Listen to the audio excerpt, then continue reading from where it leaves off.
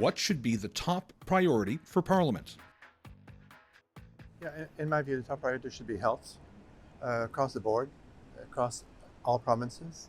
And I would really like the provinces and the federal government to get along and work out a system where healthcare services and is provided at a better quality than it is right now. I live in Quebec, so the situation is pretty dire there at the moment, and I see what's happening in the province, making promises right and left, but nothing for healthcare. So something's wrong here. Yeah, I think certainly transfer payments for healthcare should be high in the priority, and climate change. I think that's super important. Yeah, those would be my two things, I think. Accepting the newcomers, embracing them and giving them jobs, because the reality between them coming here and them finding jobs, there is a huge gap between that. People with jobs will be able to face the inflation. I speak back for myself.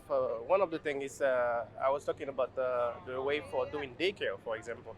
Daycare is a huge thing that basically Ontario need to focus on also. And how we deal with every stuff going for the inflation, how things are going right now, it's pretty hard. Well, we have concerns about inflation and what we do about that. I know everybody thinks we should raise interest rates to deal with it, but I think most of our inflation is not caused by that. Supply chain, demand, supply, those sorts of things. But clearly the government should talk about that. Well, I think national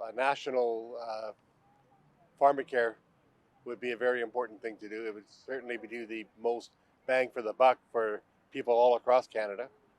And I think that's something that they should look at. And even though my kids are grown, I think the daycare, the $10 daycare that they promised some time ago, the last election, they need to keep working on that and getting that going. I think it should be the healthcare system. I think we need to do something for the doctors, the nurses, anybody in the health field, because they're overworked, they're overtired. There should be some kind of reserve employees to take over, because I had open heart surgery a year and a half ago, and I could see how tired the nurses were then, so I can imagine now they're just overwrought. So I think that would be the top priority. I think, honestly, the healthcare system is what needs a lot of work at the moment. With the opioid crisis and, just inadequate, support nets, I guess, for those who can't access healthcare, homeless people, for example, it's impossible for them to get dentist appointment and actual rehab for months. Making sure that seniors have family doctors, that's one of the most important things. I think it's been really difficult for people to find a family doctor.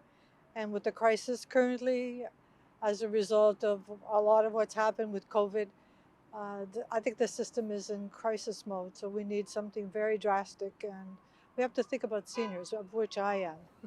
Well, I think they need to make sure that we've got COVID put to bed. And other than that, the cost of living, the economy, I think that needs some work on that to get that to recover. If you can't afford to live, you can't afford to live. I mean, inflation hurts everybody, right from, mainly the middle class to the lower class. You'll see less people out and about because they can't afford to be out and about. So yeah, inflation. Getting rid of fossil fuels and just going green, with finding other alternative solutions for fossil fuels. To me, it would be free up our borders. Our borders are not open to the unvaccinated, and that again speaks directly to our freedom. We're not a third world country. We have a choice, be vaccinated or not, wear a mask or not, and our freedoms, I think, are in danger just by the fact that the unvaccinated can come in freely to Canada. That would be my answer.